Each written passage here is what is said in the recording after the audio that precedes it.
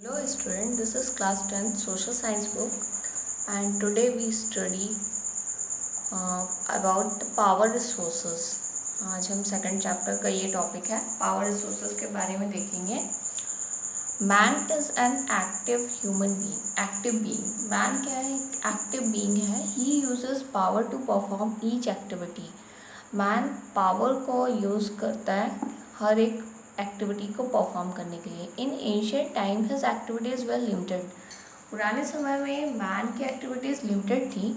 Slowly he started using power resources.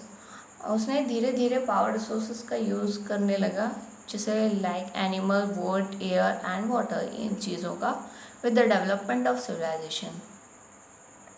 But now basic resources like coal, mineral, oil and electricity are used for operating machines and transportation in this type of industrial development।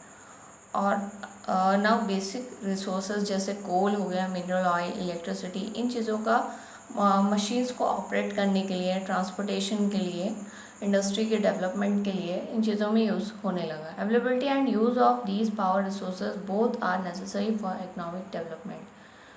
और इन चीज़ों का availability अपनी economic development के लिए बहुत ज़्यादा ज़रूरी है। So we can say that the sources of power which are used by man for his different activities are known as power resources.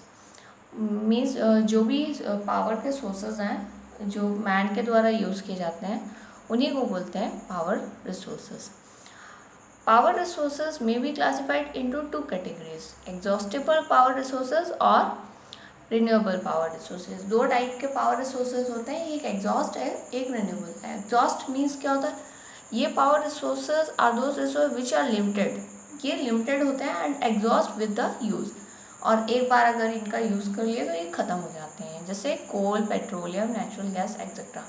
और रिन्यूएबल पावर रिसोर्सेज क्या है? ये डू नॉट एग्जॉस्ट, ये ख़त्म नहीं होते हैं, जैसे इलेक्ट्रिसिटी हो गई, विंड एनर्जी, सोलर एनर्जी, ये मतलब कम्प्लीटली ख़त्म नहीं हो सकती है। Nowadays power resources are the basis of overall development. अब आज के डेट पे पावर रिसोर्सेज पूरे डेवलपमेंट का एक बेस है। Different activities like agriculture, industries, transportation and other commercial activities are based on the availability of these power resources। जितनी भी एक्टिविटीज़ हैं सारी एक्टिविटीज़ इन्हीं पावर रिसोर्सेज के ऊपर डिपेंड है, जैसे इंडस्ट्रीज़ हो गए, ट्रांसपोर्टेशन, कमर्शियल एक्टिविटीज़, ये सारी चीज़ें पावर रिसोर्सेज पे ही डिपेंड है। Exhaustible resources are considered important because of their utility। At the same time they become more important because of the doubt that they will be exhausted। मतलब exhaustible power resources जो हैं वो बहुत ज़्यादा important क्यों हैं? क्योंकि ये एक बार यूज़ होने के बाद ख़त्म हो जाते हैं। रिन्यूएबल कैन बी रिप्लेनिश्ड, और रिन्यूएबल रिसोर्सेज क्या है? ये रिप्लेनिश हो सकते हैं and will be available in future. Future में इनको फिर से अवेलेबल किया जा सकता है। Availability of these resources has become very important, और इनका इम्पॉर्टेंट बहुत ज़्यादा ज़रूरी है इन रिसोर्सेज का, because man is very much dependent on them, क्योंकि मैन टोटली इनके ऊपर डिपेंडेंट है। आफ्टर इंडिपेंडेंस के बाद power resources has increase rapidly in India. India में पावर रिसोर्सेज जल्दी इंक्रीज हुआ। Government is also making continuous efforts to empower the country regarding power resources. Government ने भी इसके लिए फोकस किया कि इसको बढ़ाया जाए power resources. Without this industrial development national security is impossible, क्योंकि बिना पावर रिसोर्सेज के इंडस्ट्री और नेशनल सिक्योरिटी पॉसिबल नहीं है। Ministry of steel, mining and fuel are working in this direction.